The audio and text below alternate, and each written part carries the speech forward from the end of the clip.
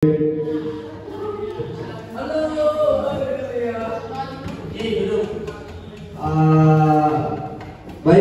bismillahirrahmanirrahim. Assalamualaikum warahmatullahi wabarakatuh. Alhamdulillahirrahmanirrahim. Puji syukur kehadirat Allah Subhanahu wa Ta'ala, segala rahmat, nikmat, inayah, nikmat sehat, nikmat sempat, sehingga kita pada pagi hari ini kita bisa berkumpul bertatap muka di sekolah yang kita cintai.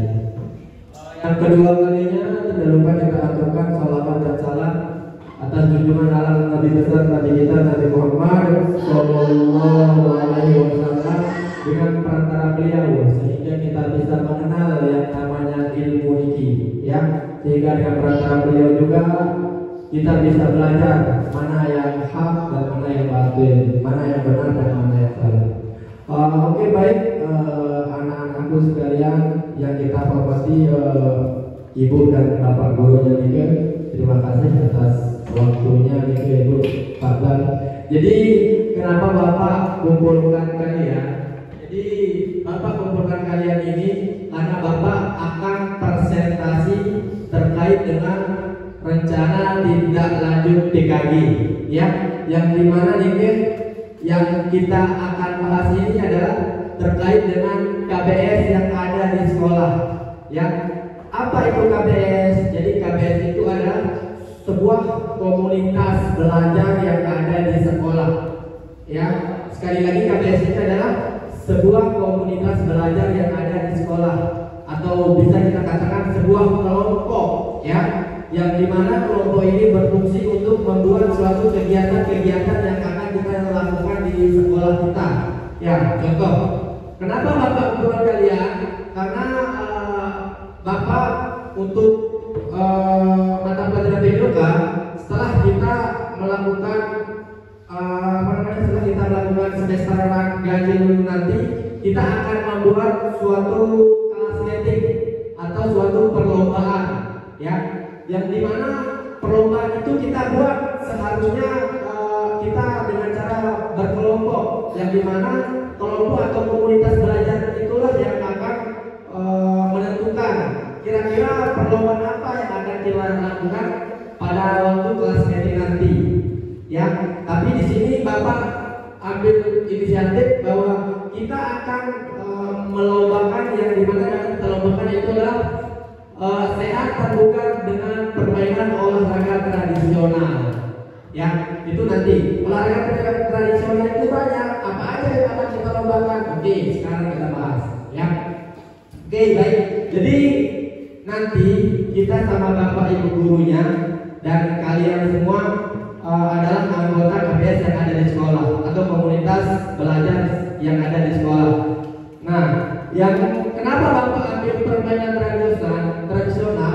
Pertama, tujuan bapak yaitu melestarikan permainan-permainan lokal, ya, olahraga lokal yang ada di tentunya yang ada di Lombok Timur, khususnya NTB, ya, yang ada di NTB itu kita lestarikan, itu kita kembangkan. Makanya bapak ambil di sini terkait dengan sehat dan bugar dengan permainan olahraga tradisional, yang dimana di sini bapak ambil yaitu permainan solodor. Tahu permainan solodor?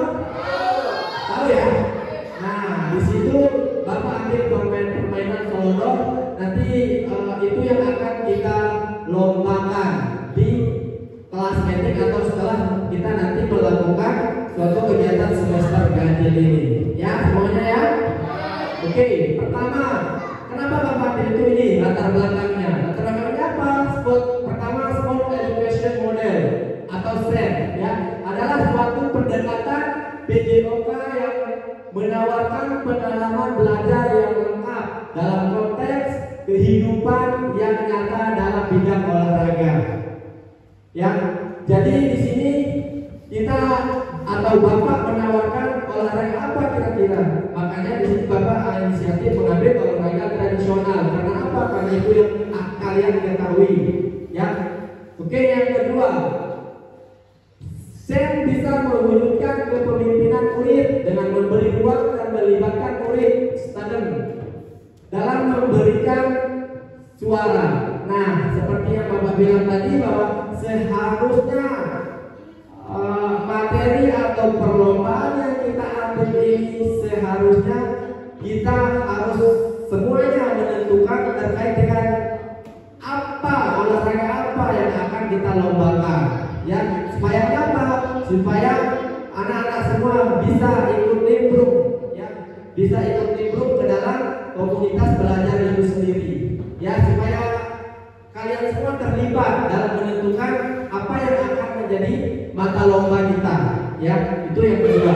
Terus yang ketiga, pendidikan gerak adalah sebuah model pembelajaran dalam pendidikan jasmani dalam konteks pendidikan di Indonesia yang menekankan dalam pengajaran komponen dan konsep gerak. Ya, tentunya dalam olahraga apapun pasti kita akan melakukan sebuah gerakan.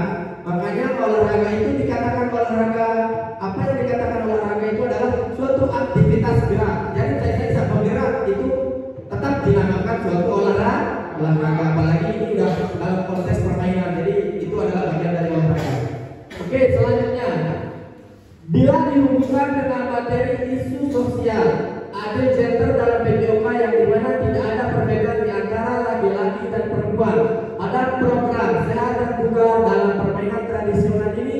Semua murid terlibat dalam aktivitas gerak untuk mencapai kebugaran. Selain isu sosial adil gender dalam PPOK juga ada beberapa konsep yang mendasari latar belakang program kegiatan ini, yakni mengenai karakteristik murid, pemahaman kebugaran serta pendidikan dan konsep gerak.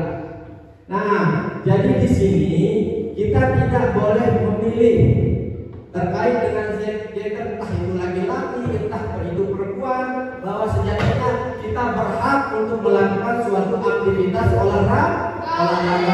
Jadi olahraga itu tidak hanya dilakukan untuk laki-laki. Jadi olahraga itu juga dilakukan sama perempuan, ya. Jadi di sini tidak ada alasannya untuk kita melakukan olahraga hanya dilihat dari sebuah gender saja. Oke, tujuan dari program ini yaitu satu, mengembangkan keterampilan fisik dan kesehatan, ya. Ini mengembangkan keterampilan fisik dan kesehatan. Visinya apa? Menciptakan peserta didik yang sehat, bugar, aktif melalui kegiatan fisik yang menyenangkan dan beragam. Jadi kenapa Bapak mengambil visi yang ini? Karena kita semua harus menciptakan hidup yang sehat, bugar, dan aktif. Jadi kalau kita sudah bugar, otomatis kita sudah sehat.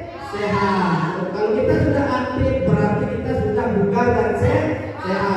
Kalau kita tidak melakukan keaktifan dalam kehidupan sehari-hari, otomatis badan kita kaku, ya.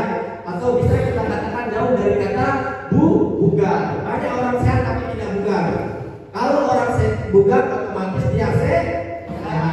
Oke, itu kenapa Bapak mengambil visi yang ini. Melalui apa? Melalui permainan olahraga yang akan kita lakukan, ya. Yang penting olahraga tersebut adalah suatu kegiatan aktif fisik yang menyenangkan, ya. Oke, capaiannya apa? Peserta didik dapat melakukan berbagai jenis aktivitas fisik dengan teknik yang benar dan memahami pentingnya kesehatan, ya. Jadi kenapa Bapak mengambil olahraga selodor ini? Karena olahraga selodor ini adalah suatu permainan yang dimana ketika kita melakukannya tidak terlalu banyak tekniknya, ya.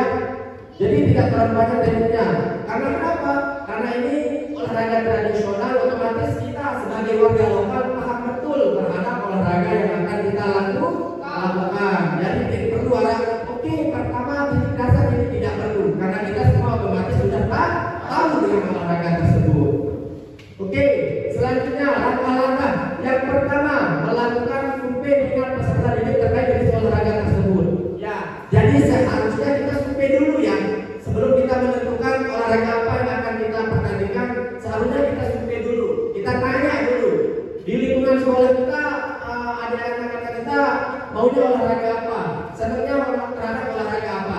Tapi mohon maaf di sini kemarin Bapak tidak sempat ya untuk melakukan survei tersebut, karena Bapak langsung mengambil keputusan kalau Bapak akan mengambil materi atau olahraga yang di mana olahraga tersebut adalah olahraga tradisional, yaitu ice polo. Nah, yang kedua, merancang dan melaksanakan berbagai jenis olahraga berdasarkan hasil survei. Nah, setelah kita sudah mengambil tema olahraga apa yang kita ambil, nanti kita di suatu organisasi KBS ini akan melakukan atau merancang sebuah pelaksanaan itu sendiri. Ya, nanti kita rancangkan kira-kira pemainnya berapa orang, berapa kelompok atau berapa grup yang datang, terus juaranya berapa, nanti kita bahas ya ketika sudah kita menentukan materi itu sendiri. Nah, yang ketiga, mengadakan sesi latihan sebelum melaksanakannya. Jadi kenapa kita harus melakukan sesi latihan? Supaya nanti ketika sudah masuk ke dalam pertandingan tersebut ya, tidak ada siswa atau siswi yang mengeluh terhadap permainan itu sendiri. Tidak ada siswa-siswi yang merasa bosan dengan permainan itu sendiri. Ya, itu tentunya langkah-langkah mengapa mengadakan sesi latihan sebelum melaksanakan, supaya tidak ada hal-hal yang mengganggu nanti ketika kegiatan itu sudah kita lakukan atau sudah kita laksanakan. Oke, dan apa hasil yang kita harapkan di dalam tujuan itu? Ini dia. Pertama, peserta didik menunjukkan peningkatan keterampilan fisik dan pengetahuan pemahaman mengenai pentingnya kesehatan. Jadi yang Bapak harapkan nanti ketika KBS ini sudah terrealisasi atau terlaksana, jadi yang Bapak harapkan adalah tentunya kalian melakukan olahraga tidak hanya di sekolah, itu tujuannya. Ya, supaya nanti kalian ketika sudah selesai sekolah pun atau dalam kehidupan kalian sehari-hari di rumah dimanapun kalian berada, kalian selalu mementingkan yang namanya olahraga. Karena sehat itu mahal. Bagaimana caranya sehat? Dengan cara berolahraga.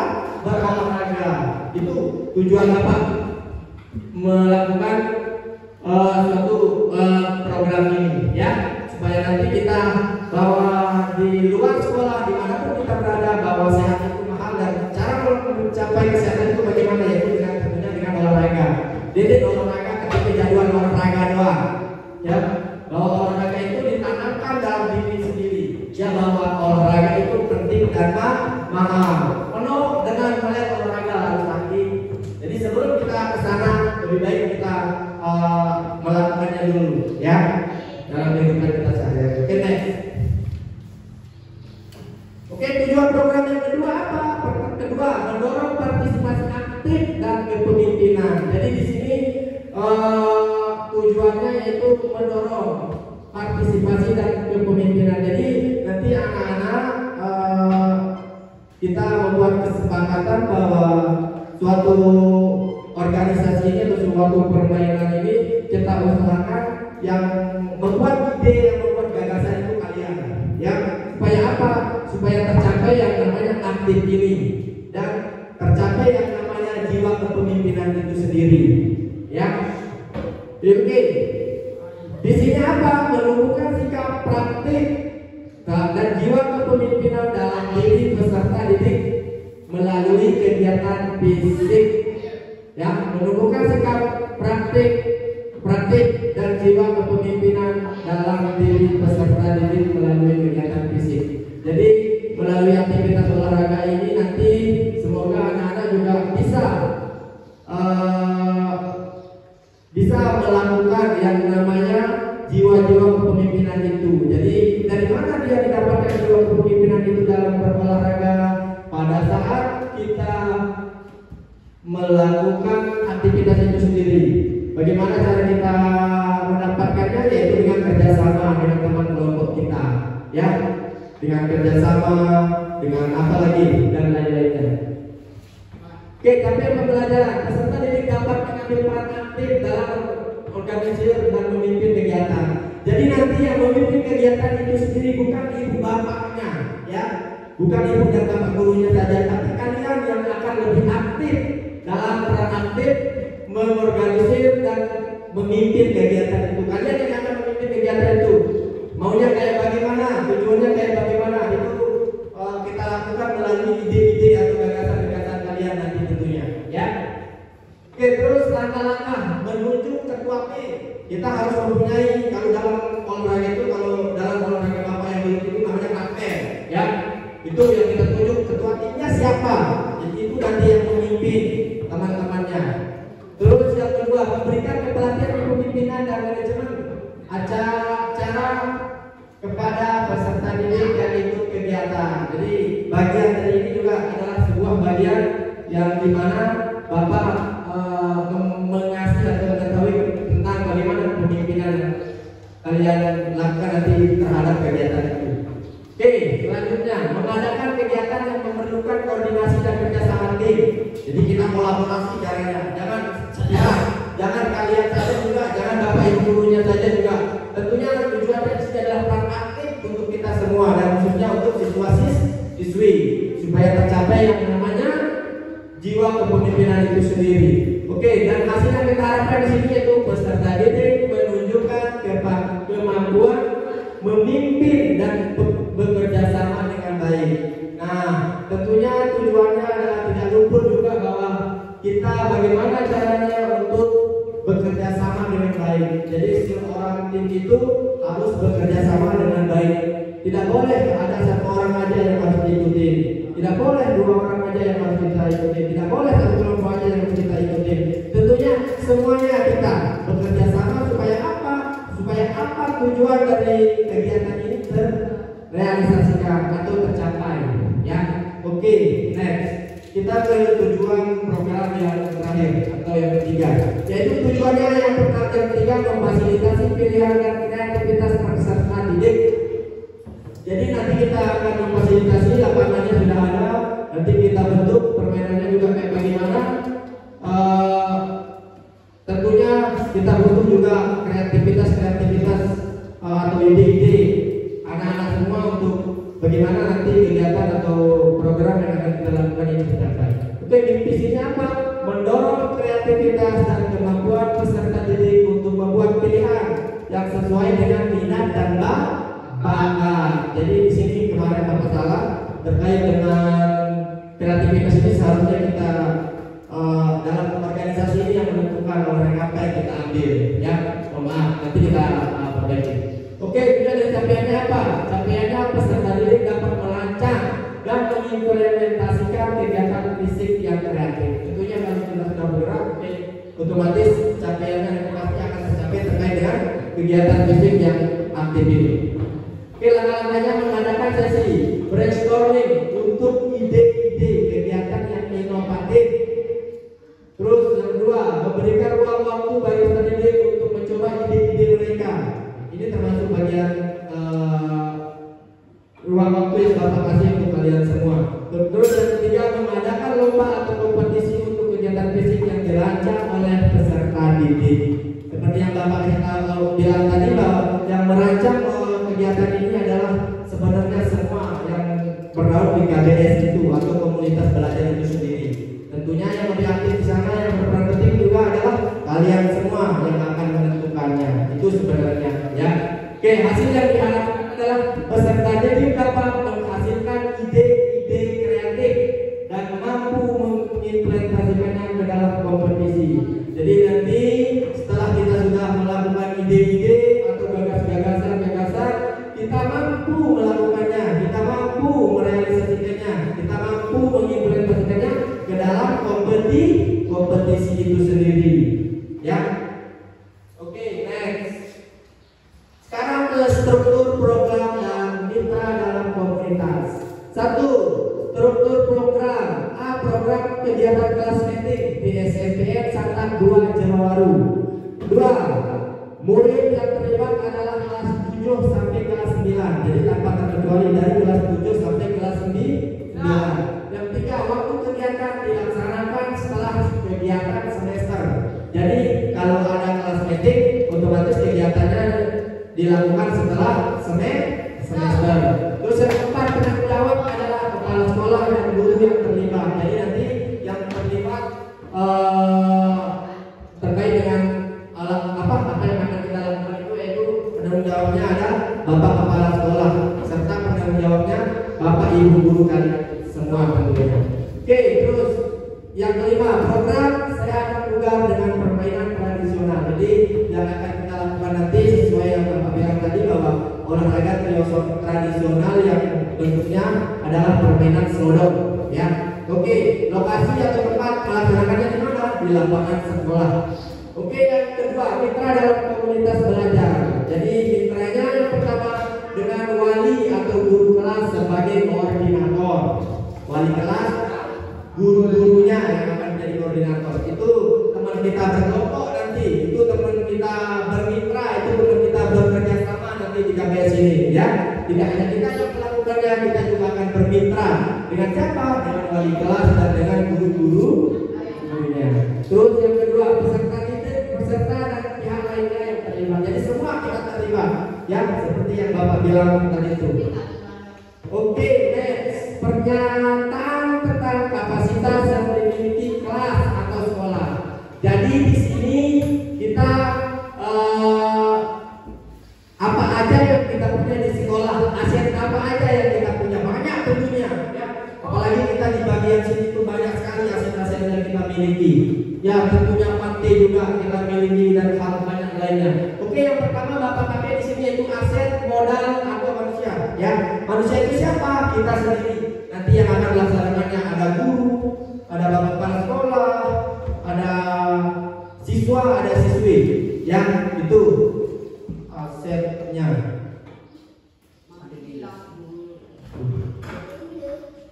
Oke, kita lanjut. Setelah aset modal manusia, yang kedua ada aset modal lingkungan dan fisik. Di mana dia? Yaitu berupa lingkungan yang asli, lapangan atau halaman yang luas untuk melakukan permainan tradisional, dan sekolah memiliki jaringan internet yang baik untuk mencari informasi tentang permainan tradisional tersebut. Memiliki peralatan yang mendukung, diantaranya speaker, laptop, proyektor, juga alat olahraga lainnya seperti fluid dan stopwatch yang dapat digunakan dalam aktivitas permainan tradisional. Jadi aset lingkungan dan fisik ini alhamdulillah kita sudah miliki, ya. Jadi tidak perlu repot-repot, tinggal direalisasikan saja. Yang ketiga, aset modal sosial dan politik. Nah, di sini aset modal sosial dan politiknya apa? Yaitu kemampuan seluruh unsur yang terlibat dalam proyek untuk menjalani kolaborasi dan sinergi. Dan sinergi atas dalam hal kebijakan tanggung jawab, ya. Terus aset yang keempat, modal finansial, yaitu adanya dana BOS. Jadi modal finansialnya nanti kita minta kalau bisa, tapi ya nanti kita minta ketika pelaksanaan proyek ini juga kita dibantu oleh kepala sekolah dalam bentuk dana. Dananya dari mana? Dari dana BOS itu sendiri nantinya. Terus yang terakhir, aset modal agama dan budaya, yaitu warga sekolah yang taat. Warga sekolah yang taat beribadah dan gotong royong yang masih terawal dengan baik. Jadi lamun tuah rajin beribadah, lamun tuah tahu gotong royong, otomatis aset agama ini terrealisasikan. Lamun tuah maju dan gotong royong, lamun tuah mati nih Bapak Ibu guru, terus apalagi kalau sudah taat terhadap aturan Bapak Ibu guru kalian, kalau sudah mengetahui atau melakukan mana yang namanya sopan santun, itu bagian dari aset agama itu sendiri. Oke, next, rencana evaluasi. Allahu Akbar. Rencana evaluasi. Kegiatan evaluasi pelaksanaan program dilakukan dalam bentuk rapat evaluasi bersama pimpin guru dan perwakilan peserta didik. Jadi besok terkait evaluasinya kita kumpul, ya. Setelah kita melakukan itu, kira-kira apa keluhan setelah kita melakukannya ini, ya. Kita evaluasi bareng-bareng nanti setelah semua itu sudah kita laksanakan. Terus yang kedua, mendukung pelaksanaan evaluasi program bisa dengan wawancara langsung kepada perwakilan guru, staf atau peserta untuk memberikan evaluasi dari pelaksanaan program. Jadi selain kita dengan cara rapat kita juga bisa menanyakan langsung. Oh ya, Ibu, yang kita masukkannya kira-kira kegiatan kita ini kurangnya apa yang harus kita perbaiki. Kita bisa juga langsung menanyakannya langsung, ya. Terus yang terakhir, evaluasi dalam bentuk angket melalui Google Form didistribusikan dan diisi oleh pimpinan, guru, staf, peserta didik terkait pelaksanaan program. Oke, next. Kemungkinan tantangan. Nah, ini kemungkinan atau tantangan yang akan terjadi kalau kita melaksanakannya. Ya, ini kemungkinan. Ini berkemungkinan ini tantangannya. Semoga saja besok tidak ada tantangannya. Ya, semuanya semoga aja besok bisa terrealisasikan dengan baik. Satu, keterbatasan fasilitas dan alat. Ya, oke, kemungkinan yang terjadi keterbatasan fasilitas dan alat. Saya rasa ini tidak akan menjadi tantangan. Karena kenapa? Karena olahraga ini tidak membutuhkan alat-alat yang terlalu banyak. Cukup dengan kita membuat lapangan saja udah jadi kegiatan ini. Jadi tidak membutuhkan alat. Saya rasa ini tidak baik. Terus yang kedua, motivasi peserta didik. Nah, ini yang di PR kita di sekolah, ya. Motivasi peserta didik ini. Banyak sekali kalian semua itu ngeluh. Barang yang datang ibu guru doang ngeluh. Yang olahraga doang oleh bapak sakit. Ini yang kayaknya akan menjadi tantangan motivasi peserta didik. Kurangnya motivasi belajar kalian, ya. Jadi mulai hari ini sekali lagi silakan ya anak-anak semua bahwa pendidikan itu penting, ya. Seperti yang Bapak bilang kemarin bahwa orang tua kalian capek-capek di rumah, orang tua kalian bekerja keras di rumah hanya untuk melihat kalian sekolah. Jadi tidak wajar ketika orang tua kalian di rumah capek-capek, kalian datang ke sekolah hanya tujuannya untuk main-main. Ya, mas ayah sekali kayak gitu kan tidak boleh, tidak sinkron namanya. Orang tua kalian capek-capek, kalian datang ke sekolah hanya untuk main-main saja. Ya, bahwa sejatinya yang akan merubah nasib kalian yaitu adalah pendidikan. Jadi kamu tua dalam sekolah sepatu-patu, ya, kamu tua belajar tidak belajar. Orang tua kalian tidak butuh, ya, tidak butuh sebenarnya kalian besok sekaya apa tidak, ya. Tetapi orang tua kalian itu yang dia butuh adalah sekali lagi bagaimana attitude kalian ketika kalian menjadi A menjadi B, yang terutama adalah attitude. Ya, percuma jadi kepala dinas jadi apapun itu, kalau attitude-nya jelek udah otomatis nol itu. Tapi kayak sekarang nih, bapak ibu gurunya ngomong wah ini attitude-nya jelek sekali loh itu. Padahal bapak lagi ngomong loh ini, ya, bapak lagi ngomong kan. Jadi seperti aset yang tadi itu tidak direalisasikan namanya kayak gini, ya. Sekali lagi orang tua kalian capek-capek di sana cari uang cari apa hanya untuk membelanjakan kalian datang ke sekolah, ya. Jadi minta tolong kalau dari sekolah itu motivasi belajarnya ditingkatkan lagi. Jangan ada yang ngeluh-ngeluh, bapak belajar doang, lelah ke bapak. Banyak sekali alasan-alasan kayak gitu. Itu yang akan kita perbaiki di sini, ya. Semoga nanti ketika kegiatan tidak ada hal-hal seperti itu yang kita dapatkan, ya.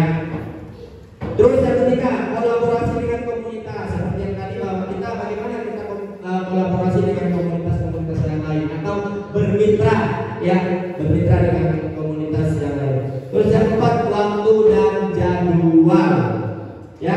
Waktu dan jadwal ini juga kemungkinan menjadi tantangan. Pertama faktornya apa? Pertama bapak ibu gurunya tidak datang dari sekolah lumayan jauh. Terus yang kedua cuaca sudah mulai musim hujan. Sepertinya juga ini akan menjadi tantangan kita besok ketika kita melakukan Oke, baik, terima kasih.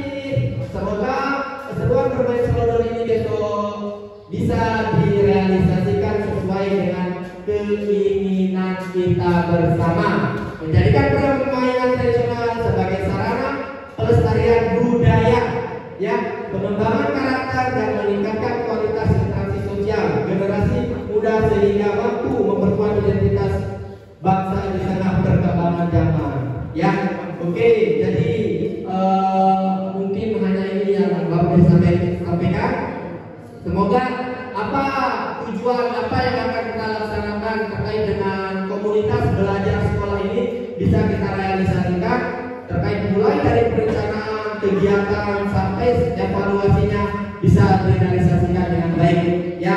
Dan satu lagi kuncinya, kegiatan atau kelas meeting ini bisa direalisasikan harus ada aset yang tadi kita bahas itu. Aset manusianya siapa? Kalian semua.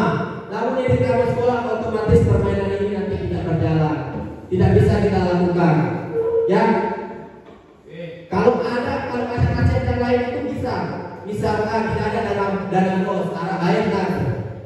Kalau misalkan aset keagamaan, kalau itu tidak ada bisa masih. Jadi kalau sudah aset manusianya yang tidak ada atau siswa-siswinya tidak ada, otomatis kegiatan yang kita rencanakan ini tidak akan bisa berjalan tentunya besok. Ya, jadi tujuannya Bapak ketika sudah melakukan semester semuanya tidak ada alasan lagi untuk tidak masuk. Tidak ada alasan bahwa kita tidak belajar dan segalanya. Yang tentunya sebelum kepala sekolah menentukan hari libur tidak ada libur. Supaya apa? Supaya kegiatan ini berjalan, bisa kita lakukan sampai selesai. Oke, mungkin hanya itu yang Bapak bisa sampaikan. Semoga besok apa yang sudah kita rencanakan bisa kita lakukan. Kurang lebihnya mohon maaf. Terima kasih atas bantuannya Ibu Bapak Guru.